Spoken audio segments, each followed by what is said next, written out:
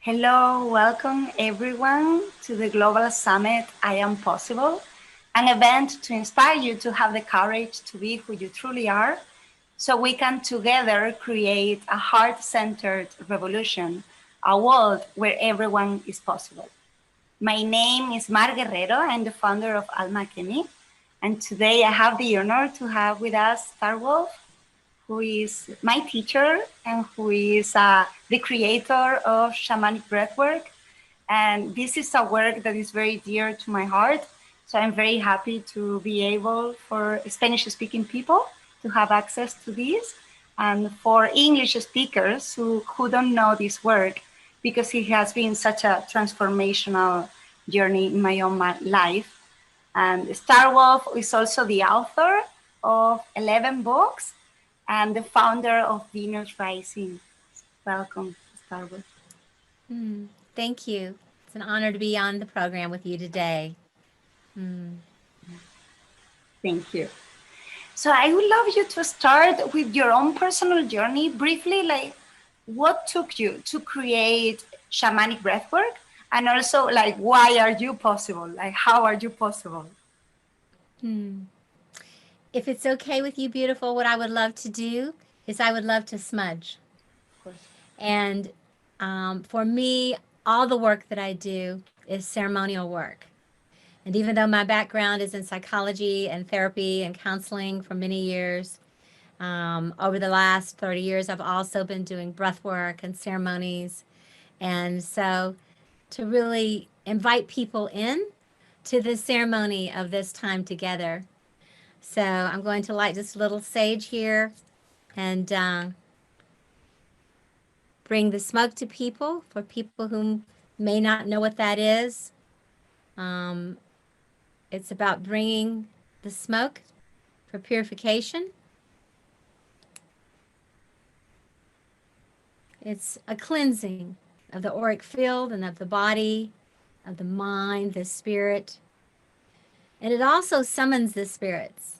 It summons the great mystery, spirit guides, angels, helpers, whatever it is that you believe in and that believes in you. And it says, I am here and I'm available. I'm making space and time. And I have this beautiful feather gifted to me by Vera Lopez, my co-author of our new book, actually, on the Shamanic Mysteries of Peru, which just came out. So I want to use her feather today that she gifted me and to send this smoke to all of you. So wherever you are, take a big deep breath, and perhaps you can feel and smell this smoke coming to you through the ethers, coming through time and space. We all know that we can touch each other with our love, with our prayers, with our ceremonies. So let the smoke come to you and let it cleanse your energy field and release anything and any distractions, anything that would stand in your way of being fully present during our time together. And that's why I really like to begin this way, so that I can let everything drop away. And, I'm still busy with everything that's going on in my life. And so right now I want to be fully present with all of you.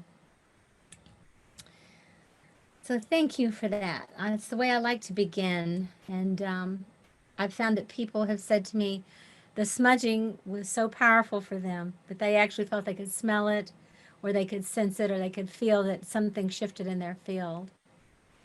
And during this time, I also, because I am a shamanic worker, I like to call in, and as well as releasing things, I like to call in the things that love us, which is a lot.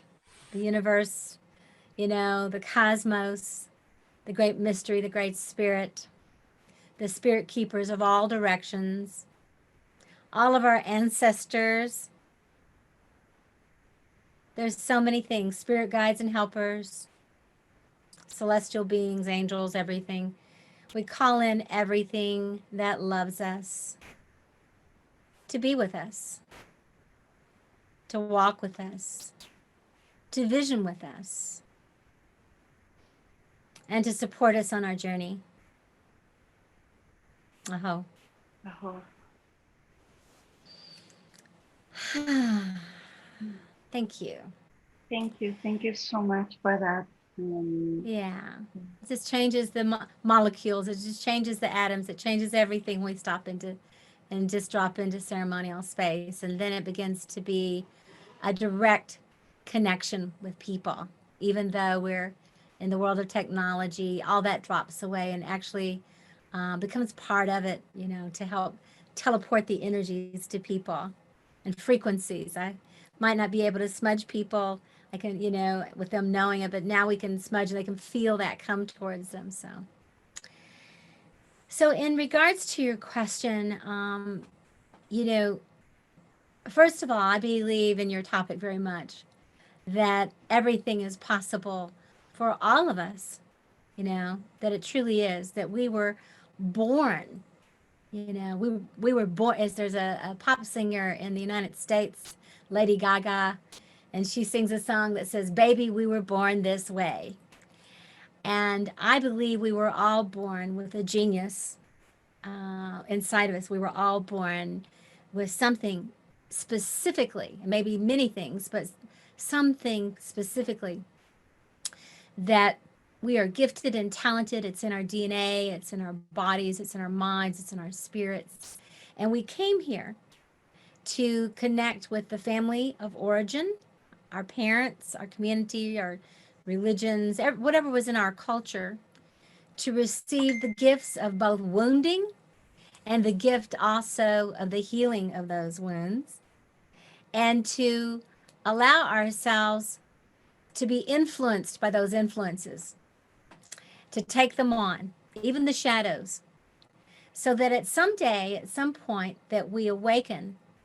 And when we awaken, then we begin to do the healing.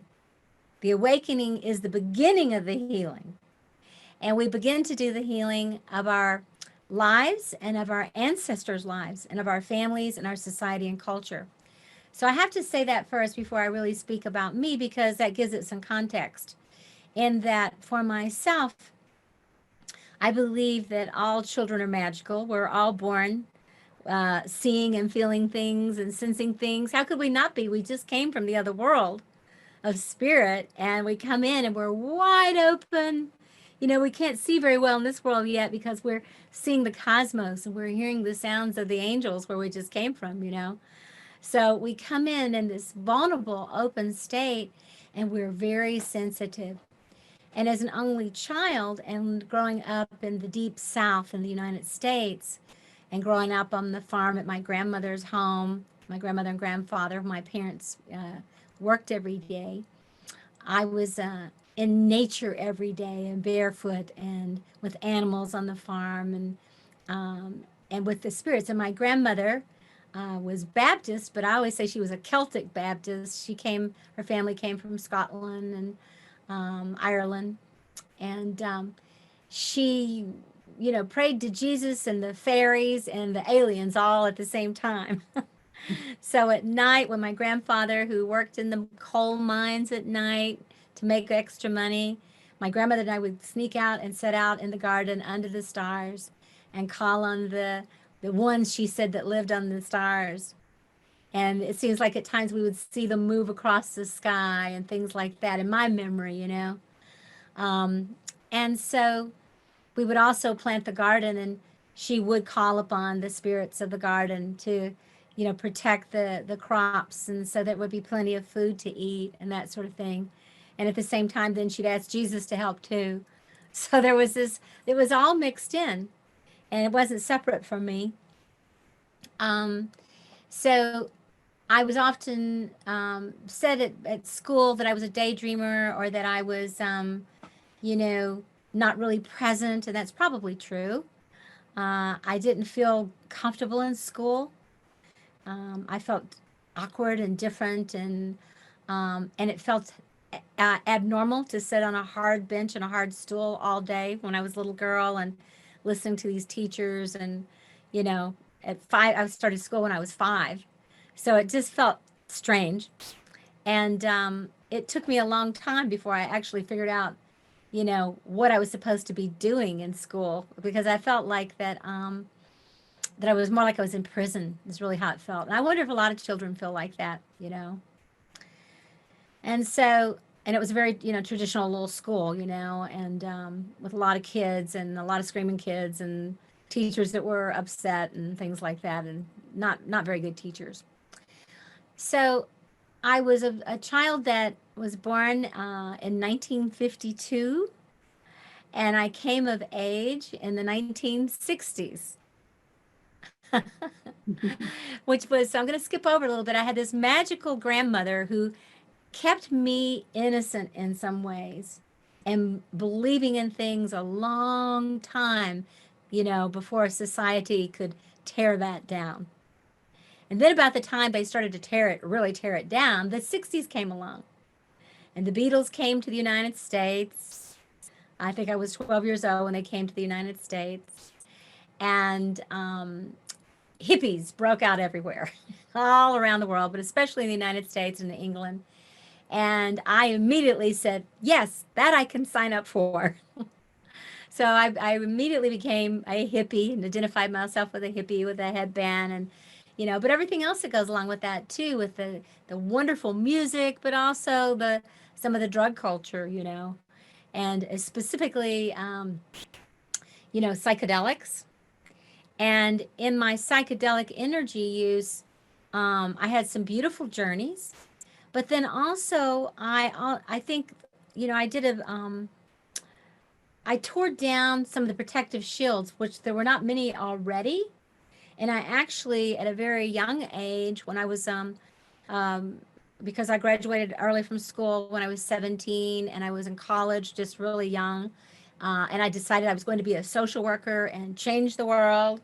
And I moved into a commune, you know, and was going to be a social worker. And I was protesting the war and marching in the streets for women's rights and racial freedom and love who you love and all those things that we fought for that at that time, which is making another swoop through the loop right now in the world. But we're right on the forefront, right on the forefront of everything. And in that, I had a breakdown from the substances and from I think from my tender, wide open consciousness. So I'm just going to speed this up. I just wanted to get the first part, but to speed that up is for me, what happened after that is I started having to find a way to ground myself because I was so blown out and so wide open, and spent a few days in the mental hospital. You know, they wanted to put me on medication. I didn't take it. And I realized that I was one who could not continue to do drugs or alcohol of any kind, even the psychedelics. It's like I was already there. I didn't really need it. And so in my 20s, I spent that time getting sober, as we say. I attended 12-step programs. And I started reading every metaphysical book I could get my hands on about reincarnation, Easter Island, travels around the world. There was no internet, of course. You know, it was just libraries and encyclopedias. So I'm reading everything I can find. And I'm also beginning to practice out-of-body travel and all kinds of things while also trying to ground and be sober. I'm going to swoop up now into my 30s and 40s, and that's when I found breath work. Now, I was already doing transcendental meditation because the Beatles did it with the Maharishi, but I got serious about it in my 30s, about meditation, about breath work. Started doing breath work with Stan Groff and holotropic breath work, with Jacqueline Small and integrative breath work. And then I became the lead trainer in my 30s with Jacqueline Small's Yosaikia Institute. And we've trained a lot of people during that time. And at the same time, I had the good fortune, I had a really close friend who was Cherokee, and we started doing private sweat lodges just together by ourselves.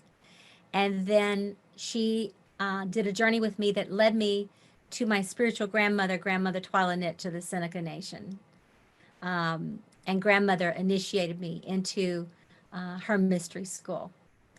So I've had this long journey of really learning how to be human, how to get here. I think that's what we all do.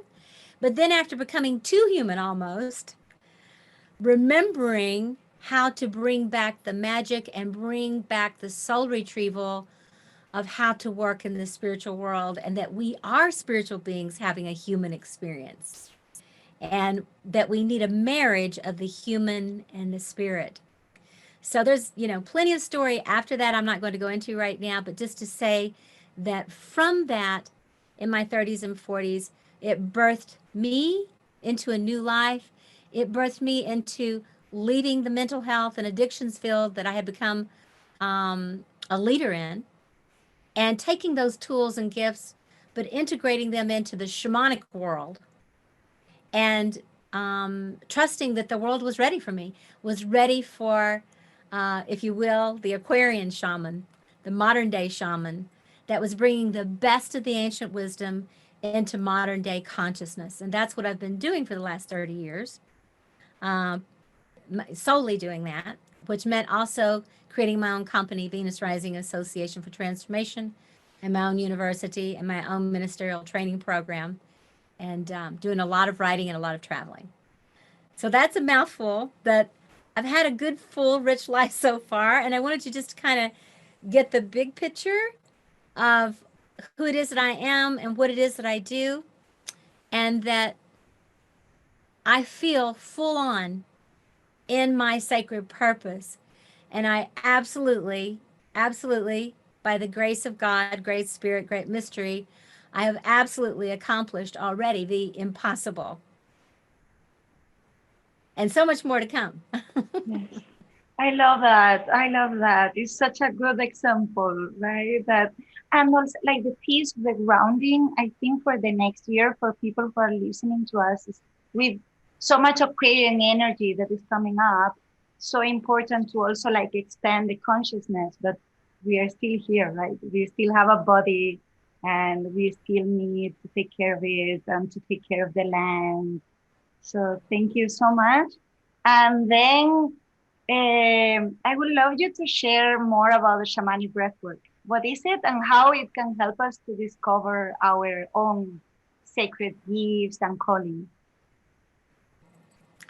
Well, it's so simple that it's almost invisible, the breath, because it's the one thing that's with us from the very beginning of our life. It's the first thing that we get to experience is, as a human, we come out of our mamas and we have to take that first breath so that we can be embodied and can open our eyes and look around. It's like we take that breath and say yes to life. And along the way, between that breath and the very last exhale, the last breath that we take, which ends human life, we have entering life and exiting life, and then all these breaths in between, which we call life itself. Our life is measured by our breath. How many breaths we take, not days, not hours, how many breaths we take from the first to the last. And it's the thing that's with us. We could lose an arm, we could lose an eye, we could lose all kinds of things. And we still breathe, we're still human, we're still here. But when we lose the breath, we're complete, we're finished. So it's so obvious to me that the breath is the most important thing that human beings have, that we possess, and that it's meant to be embodied. And that the more we breathe and the more we exhale and more we take this breath in, the more prana we have, the more life force energy we have, the more Shakti we have. Our energy centers are activated. So when I started practicing, the first breaths I ever practiced was meditative.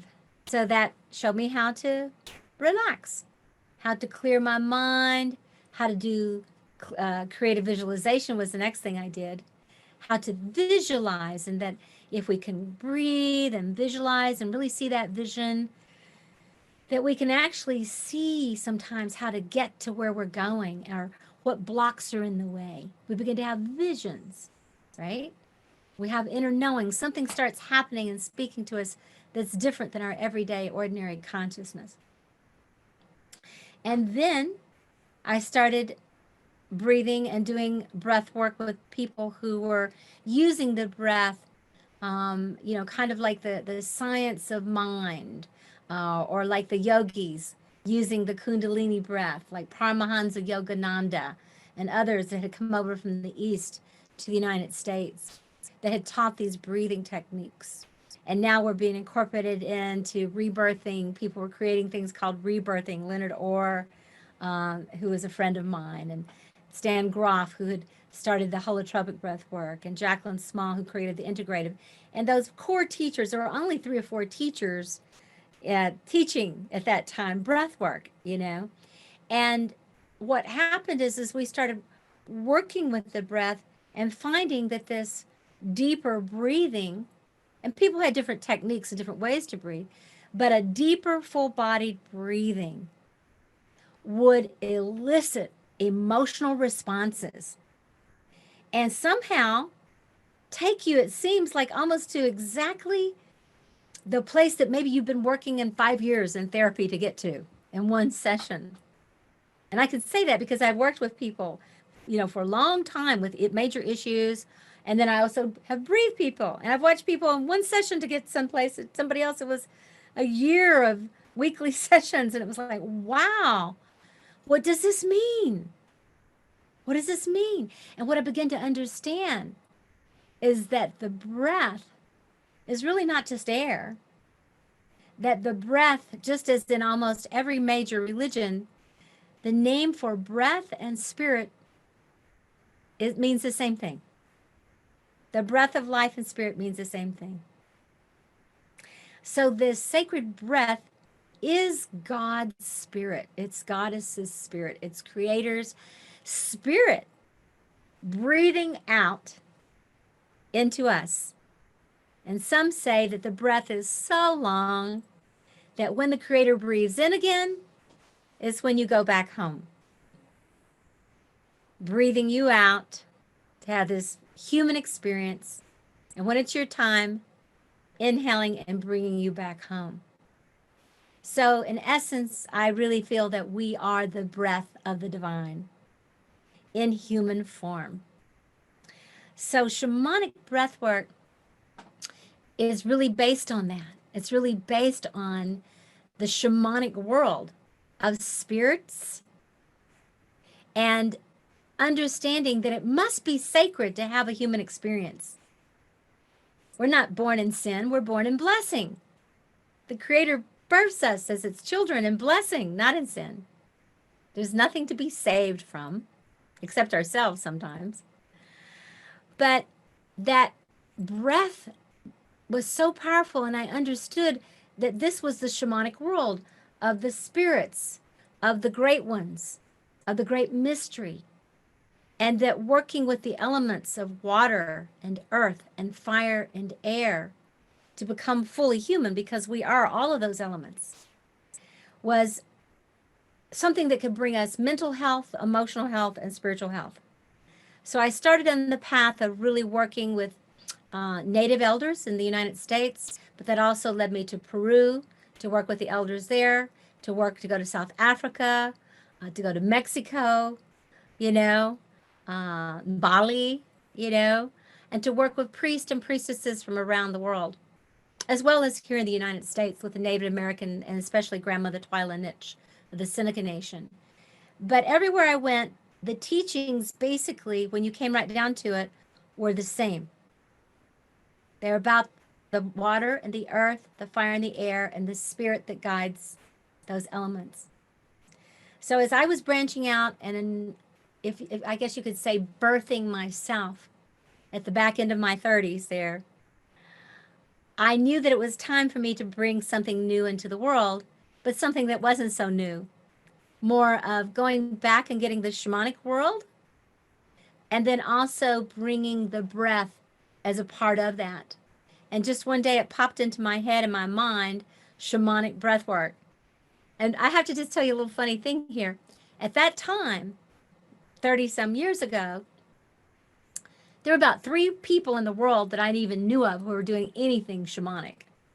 Truly.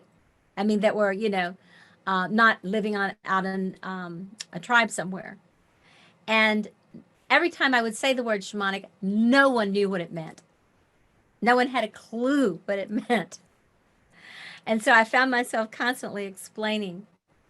But anyway, I'd say, well, don't worry about what its name is. Just do it. So they would do it. They would come in like, well, I don't know what this is. But they would do the practice and they would get up and go, oh my God, that is the most amazing experience I ever had. So over time, I developed it, I called it the shamanic breathwork process. But after a little while, I realized that that's kind of how I put it out to the world, that it's a shamanic breathwork process. But what I really knew is that it was a ceremony. I knew that it was a ceremony from long ago and that it was being resurrected through me. So I protected that. I really held it close. I protected it.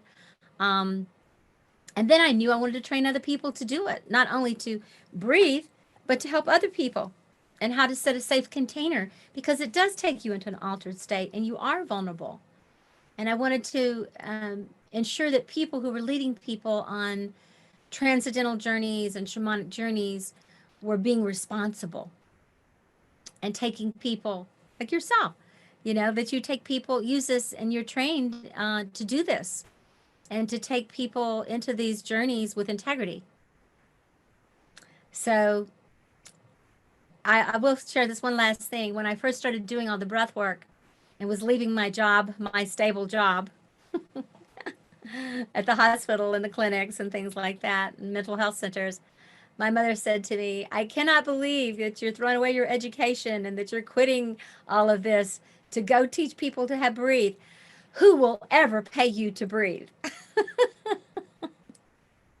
And now my mom's 89, and now she goes, I don't understand it, but it must be really good because you have all these people everywhere. She says, but I just don't understand it, but that, I would have never understood it. I love that. I love that because it's kind of like, it's also where so many people are now, that there is something within them emerging, and then there is the fear as well of like, how I'm going to make a living out of this, like these impossible dreams that are what the world needs so Yes. urgently now. So, and it's going to look different for every person. And there is something that I need to share, like within this, because I have taken the trainings, and in Teotihuacan last year, I was looking at the floor of the people who were there breathing, and there was so much energy, and I was just feeling like only with this bunch of people we could change the world. Yes. And this summit wouldn't be possible if I didn't do that training in Mexico, if I didn't get shamanic breathwork, if I wasn't in that field, because it was all about the courage to be able to stand up a little bit and be visible. And there is so much there. Like in the first session, I share that it's kind of like, is the energy of Teotihuacan, I feel, is still like it has been the whole 2020, and is still here, and it's something that is calling also more people. And I always love when you say, like, if you show up, is that you said yes to your calling, and now so many people are being called in different ways. So I thank you so much for creating Shamanic Breathwork, because it's like you are saying like, what is your experience of creating it, right? But for me, like receiving it and also like sharing it with other people is just beautiful. And so thank you. And this summit is possible. Thank you. Thanks to Shamanic Breathwork and to you. And also there is another energy that is very strong in the summit that has been the grandmother energy, how we need those elders. And I haven't had that experience in this life because I only had one grandmother alive when I was born, and she is a little bit detached. So I didn't have that elder in my life. And one came in a journey in Teotihuacan, and she has been very strong for a while. And it's something that socially we need so much. And so I would love you to talk a little bit about grandmother Twilight and what was her role in your Yeah. life and your own, yes, grandmother energy. Yeah. Well, thank you. I thank you for giving me the opportunity to do that. First of all, I'm going to say that grandmother energy saved my life. If it had not have been for my original grandmother when I was a little girl and an only child, and who saw me and understood who I was, you know, she had other grandchildren too, but she got who I was, and she loved us all. But she knew that I would not make it if she didn't ground me in nature and also help me deal with the spirits that I was dealing with. So my grandmother, and she passed early. You know, when I was 12 years old, and that's I think one of the reasons I went down some of the roads that I did, because I was in pain and suffering after she left. But it was also perfect in many ways. But so that grandmother energy, I called her Mammy Jones. That energy saved my life, and she carried it. She was very strong. She was, you know, protective, and she was strong and gentle and wild and great sense of humor and loved animals and nature. We ran around barefoot all day in the woods and the farm, and so that really, really was the grounding that helped me be on this earth and survive in my early years. And the reason that I found the grandmother Twyla that I found, is because with my friend Teresa, who's Cherokee, we did we did some sweat lodges and things together, and she was doing a healing journey for me. And she said, you know, you talk about your grandmother so much, and you still see, now at this point I'm in my early 30s, and she's telling me, she said, you are still that spirit, you're still missing that spirit, and we need to call in a grandmother to help you. And so she did a journey with me, and at that time it was tape recorders. She recorded the journey on a tape, and she said, now take this journey and listen to it every day and call a grandmother to you. So I was actually lying down on my bedroom floor, and where I lived at that time in Kentucky. And every day when I would get home from work, I'd go and take some quiet time, and I would lie down on the floor and I would listen to this tape. And on this particular day, I went to sleep. I fell asleep, except really what I fell into was more of a trance. Okay. And when I went into that trance, I saw a person that came, but I couldn't see her. And then I had my head on her lap, and she was stroking my head and saying, my gentle wolf, my gentle star wolf. And I knew she was talking to me, and I didn't know why she was calling me a wolf or star wolf. And I could feel her. And I felt this immense love and protection in this underground cave. And I knew that this energy was like the energy I'd had with my grandmother when I was a little girl. And then I looked up in my vision, and I saw this beautiful face of this older grandmother with this beautiful skin and eyes and this long white hair and these braids. And she was smiling at me. And then all of a sudden I thought, oh, this is the vision I'm supposed to have. And immediately it disappeared. So I came out of that, and it's a kind of a long story, so I'm going to speed it up, in that it took me a while. Again, no internet, no Google, you know, this is day of corded phones. All right. So I didn't know how to find this being. And when I told my friend Teresa, she said, you know, it sounds like it might be this grandmother up in New York on the reservation there that I've heard of. She's a Wolf Clan grandmother, you know. But again, I lived in Kentucky. Nobody traveled the way they do now. You were lucky to get a 2-week vacation and go for, you know, that didn't know. So it took a little while. It took a couple of years before I was actually able to find her. And what I did was I pulled up she'd said that it was a Cattaraugus Indian reservation outside of New York, and she said that might be who you're thinking of. So I just dialed information and said New York, and got it. And I just said, and I said the Cattaraugus reservation, and then they said who, and I said Twyla Niche, and they gave me a phone number. which I then dialed. And somebody answered the phone. And when they answered, I said, hello, could I, and I didn't know. I just said, could I didn't know if I had the right number. I said, could I, because it didn't say Twyla niche, it said T niche, but I wasn't sure. It had several niches. So she answered the phone and said, who would you like to speak to? I said, grandmother Twyla niche. She said, hold on a moment. And then a few minutes later, she came back and she said, grandmother wants you to come here. Without, you know, and I said, would you tell her that it's Star Wolf? She said, she knows who it is and she wants you to come. And I was just like, oh my God. And I'm like, well, I have a full-time job and I have a husband and I have a child and I live a long ways away and I don't have a lot of money. And she said, well, she wants you to come.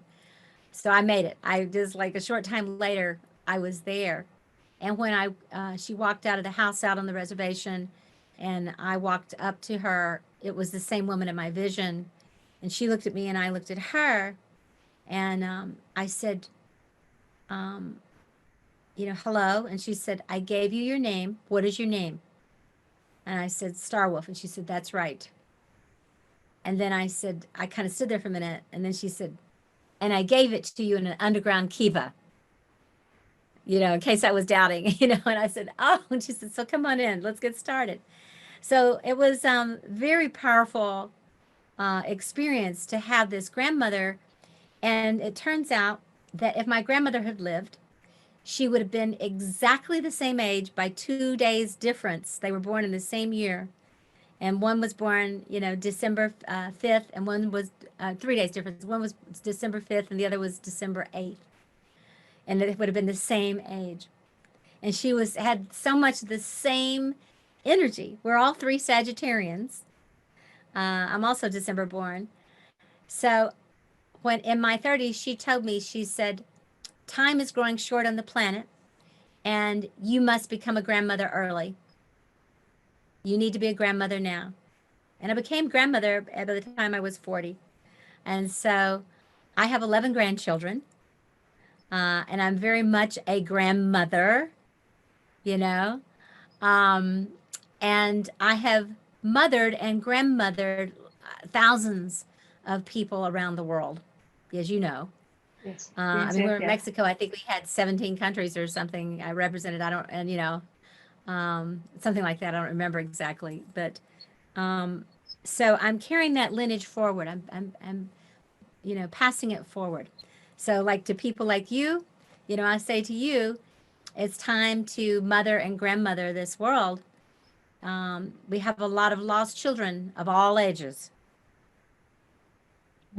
Yeah, and this is why, like, when I was coming up with the name of the summit, besides impossible, is nurturing the heart of a heart center revolution, because there is this revolution happening, right? Like, we are seeing that the system is not working, that we are putting children in these boxes, as you said, that we are just taking away their spark, their magic, and yes, their passion, and it's just heartbreaking. So we are all feeling this, but there is this danger of going all the way to the other side, to just fight against everything without yes. any reason, without a ground. And I feel that nurturing energy of like, yeah, of course we want things to change, but how? And how do we do it with that grandmother strong presence of knowing what it works and what it will work for 7 generations to come? Not only tomorrow, but for the long future as well. And I love Yes. that. And for me, it's a core of the summit and organizing this, of like, how do we do this in a way that is grounding and nurturing. And yes. So thank you so much for bringing that grandmother energy forward, because yes.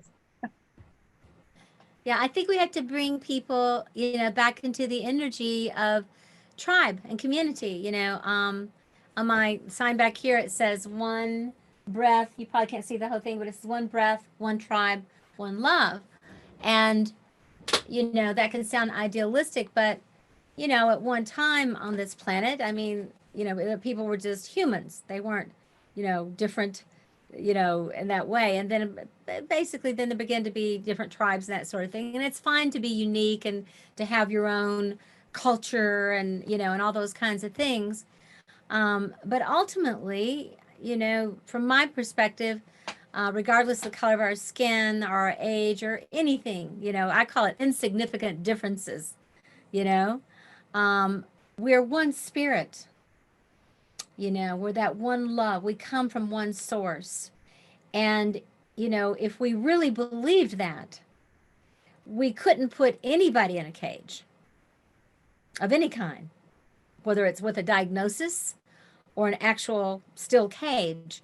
We wouldn't put anybody in a cage of any kind. And, you know, our hearts would be engaged and we would be using all the tools that we have to help each other heal and transform and understand that as we help other, you know, as we heal ourselves and transform ourselves, our next responsibility is to support others in healing and transforming. And, you know, that's really what it comes down to. It didn't have to be shamanic breathwork. It didn't have to be anything specific.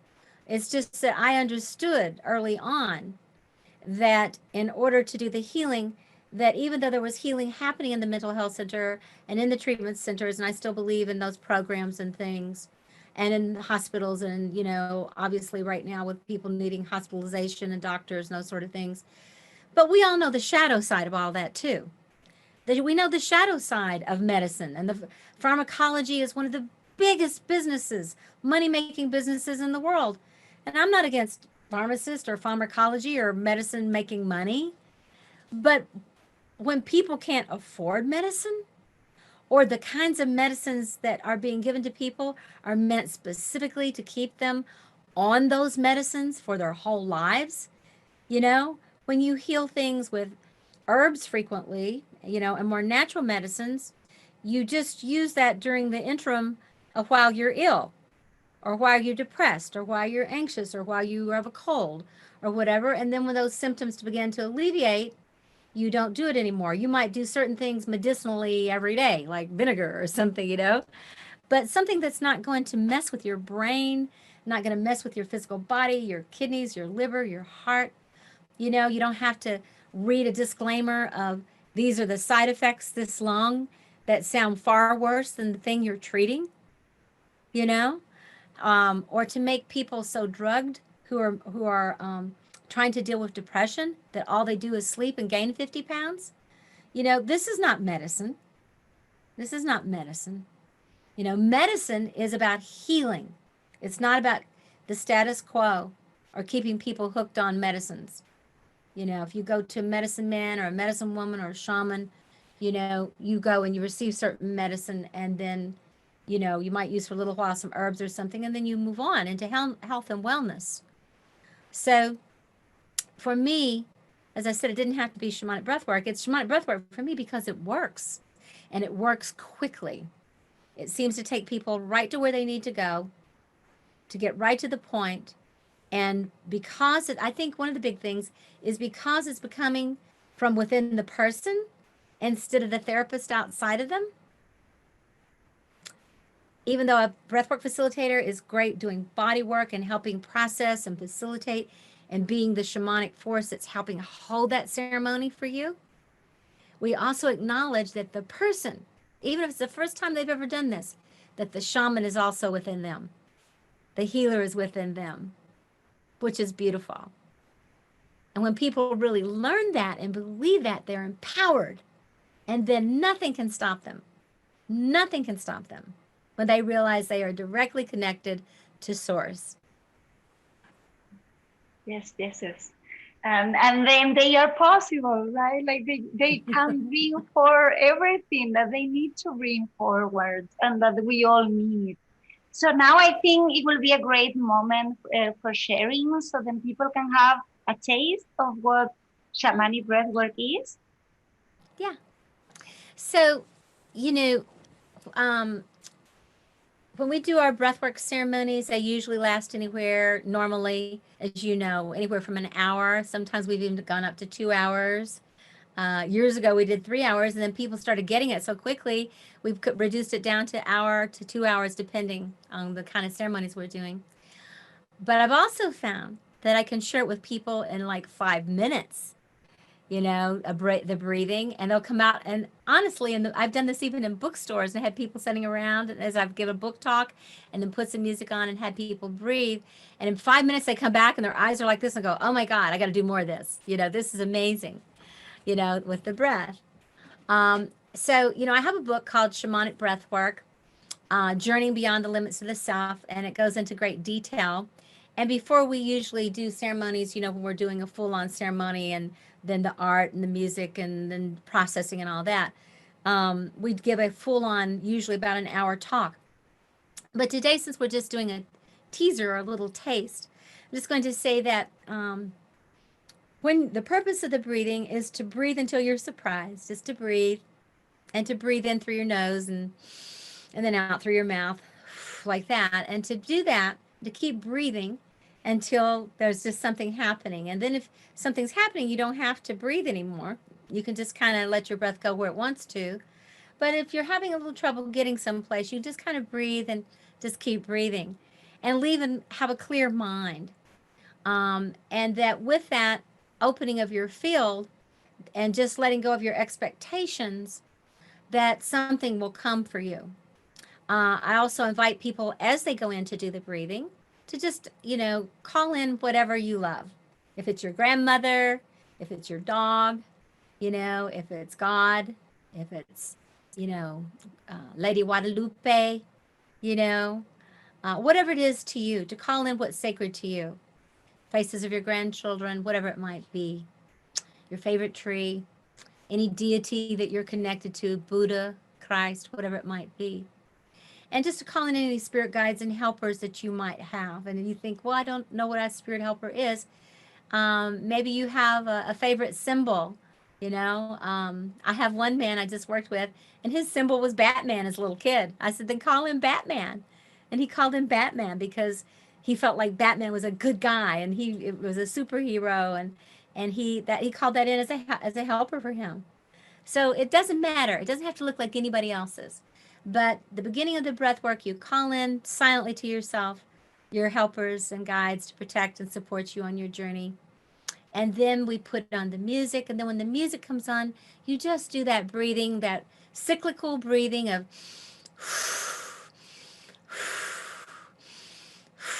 and you just breathe.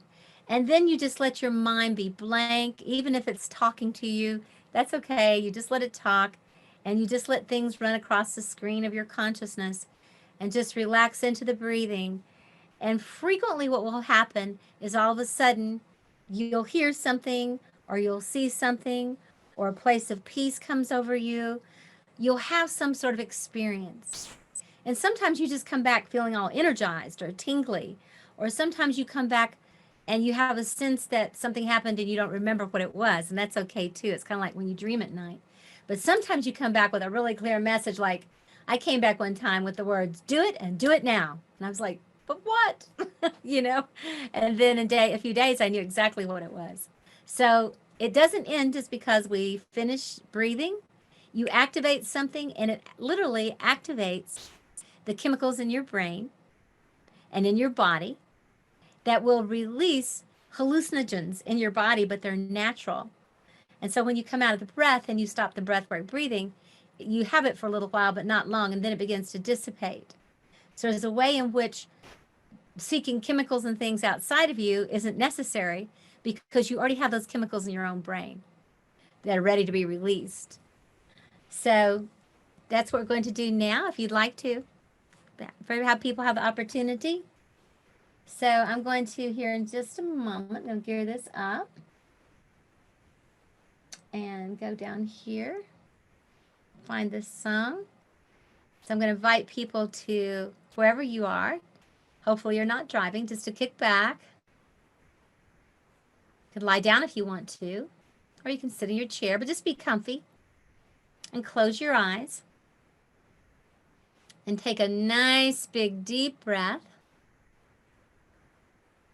And go ahead and call in what's sacred to you.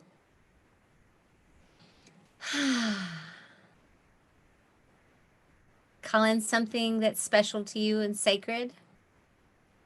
any spirit guides or helpers. Surround yourself with the golden light of the sun and protection. And reflect for a moment if there's something that you want to ask for any kind of healing or support or help. And just kind of sending that out to the world, to your consciousness.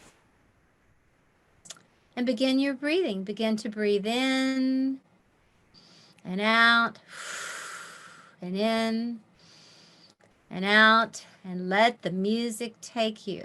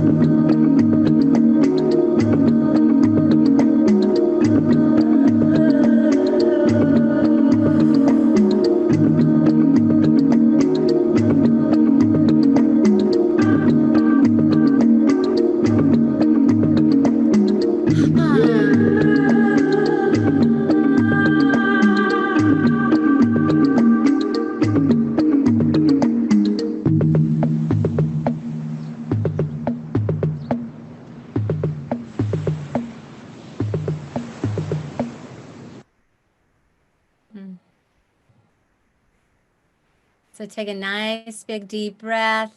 Exhale fully.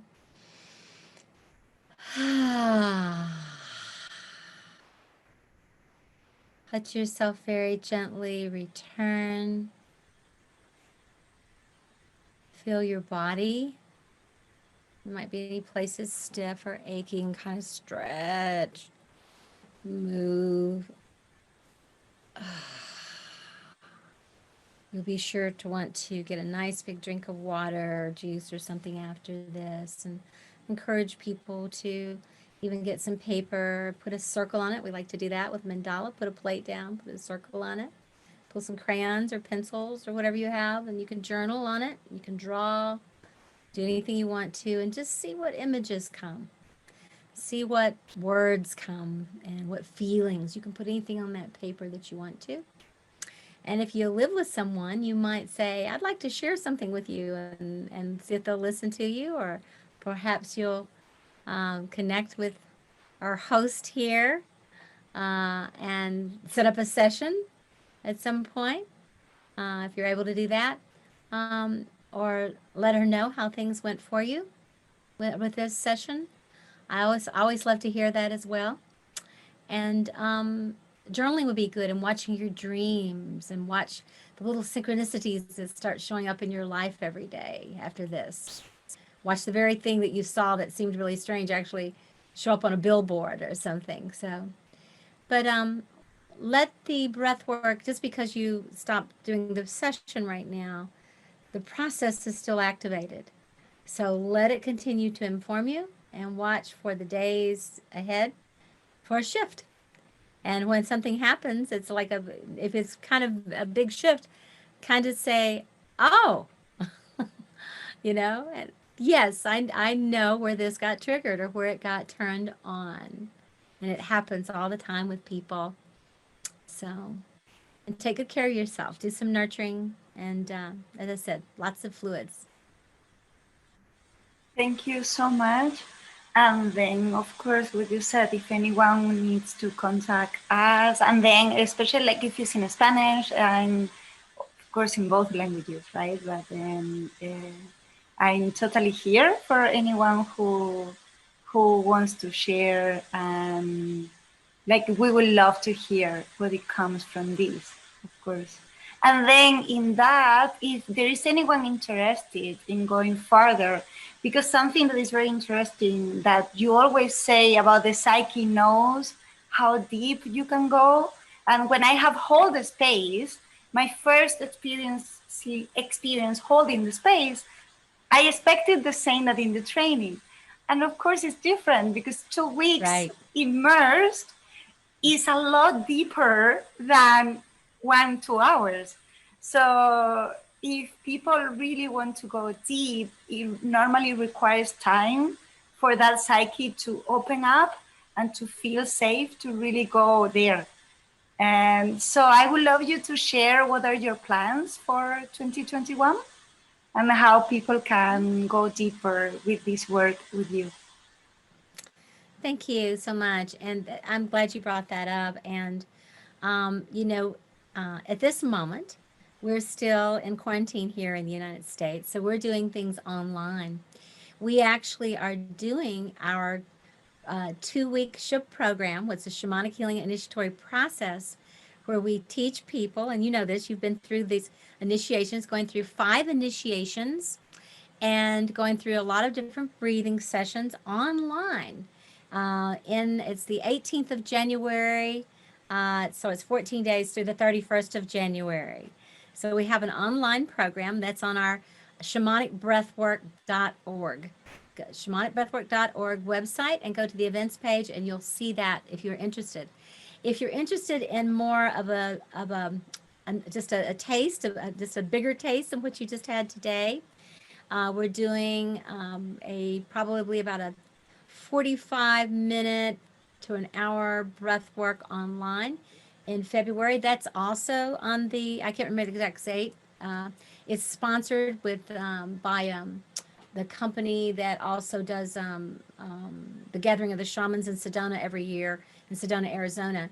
And that's Insight Events. And that you'll see it on our website. That's in February. And this, we're planning in May to have a large event here here at our retreat center in North Carolina, if you happen to be in the United States or you come this way. And we'll be announcing some other things online as well between now and then. But I would also say, I'm going to turn this back to you. Are you doing some one-on-one sessions live for people yet with shamanic breathwork? I haven't started online, but it's something that I'm totally open to do it. So if people are interested, I will totally. And then especially like, of course, it's not that in English I wouldn't do it, but there is nobody doing it in Spanish. So that I feel even stronger to do it. Yes. Because it's like nobody else is doing it. And that would be so awesome. And in fact, you know, if you had a group of people that you know, did some one days with, and then you wanted to, you know, do something else, then we could do that together. Yes. Yes. So if people are really interested, please write me an email. That will be also there. So then we know, and then we can arrange something 100%. Yeah. Yes. Yes. And because it's beautiful how this is what is calling of us, this energy of like, we have a structure, but there is that flexibility within the structures because the times are changing so much. So it's like nobody knows exactly how 2021 is going to be. So it's good to be open to the magic of what unfolds. I think that it's going to be a hybrid. I think that what we're learning is both and instead of either or. I think we're learning how to use the technology to travel around the world and to bring people in that normally couldn't make it to wherever, and that those who can get on a plane and come and be with us. So we've already had an experience of that this year, where we had a few people here in person for one of our trainings, and then they'd all been doing social distancing and everything, so it was safe for them. And we did that, and then we had another 20 something from around the world on you know, come on the internet. So we had on Zoom. So we had, you know, around, I don't know, about close to 40 people all told. And it was a hybrid. And so I think that we're learning to be in all the worlds. And that's part of the initiation that we're going through right now. You know, as much as it's painful and all this stuff, you know, we have to look for what is the sacred purpose of this time. We're learning to contract in order to expand. You know, if you want to take a big deep breath, you know, you breathe, you contract first, you kind of go all the way out and then go, you know, and then, so we're doing a great big letting go and then a big re-embodiment. So yeah, let's do it. Yes, yes, totally. So it's like, I'm always like someone show up and is listening to us until this point, there is something for them there, right? So it's like, just have the courage to follow those signs, because then it's where things unfold. And one of the sentences that are very important for me also in the summit is like Walker, there's a poem in Spanish that is, Walker, there is no path. The path is made by walking. Yes, beautiful. So it's this idea of like, we don't have the final picture of what is coming until we start giving the first steps. That's right. If you know where you're going, Grandmother Twila used to say, if you know where you're going, she used the word ain't. It ain't no place new. Yes, yes. And we are being called to open and trailblaze different paths that they don't exist. Yeah. So thank you so much. Is there any final thoughts that you would like to share? The first thing I want to say is that we're all here, not by accident. Even if your parents said they didn't plan you, you're not here by accident. So if we're not here by accident, we must be here on purpose. And so to be on purpose means to find out what our purpose is. And we don't have to know exactly what it is, but we do have to know what it feels like. And we'll know what it feels like because it will be the thing that makes us want to get up in the morning. It will be the thing that feels like our heart is open. It will be the thing that feels like it brings us healing. And it feels like it blesses others, whatever it is, whatever it is. But if we don't do that which we came here to do, we will never find fulfillment. We will never feel happy. There will always feel like something is missing, because that which we came to do is our beloved. And when we love ourselves enough to give ourselves permission to go against what everybody else thinks, okay, or says, or the naysayers, and to say, thank you very much for sharing, but that's not my truth.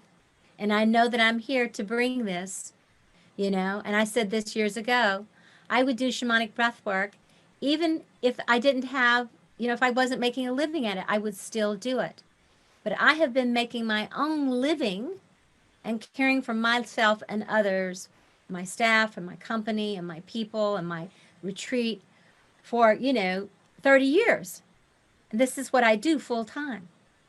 So at a time, nobody would pay to come to breathwork, and then people understood the value of what it was, you know, and what should we be putting our funds towards? You know what I'm saying?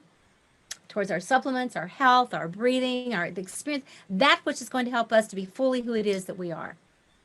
So keep breathing and keep believing in yourself and finding people who will cheerlead you on to the possible. And the very last thing is one of my favorite quotes, and I don't know who said it first, but I heard it many years ago and I have it on my fireplace. The impossible just takes a little longer. Love it. Thank you so much for everything. Not only for today, of course, like thank you from the deepest part of me. And thank you for everyone who is listening to us as well, for being there.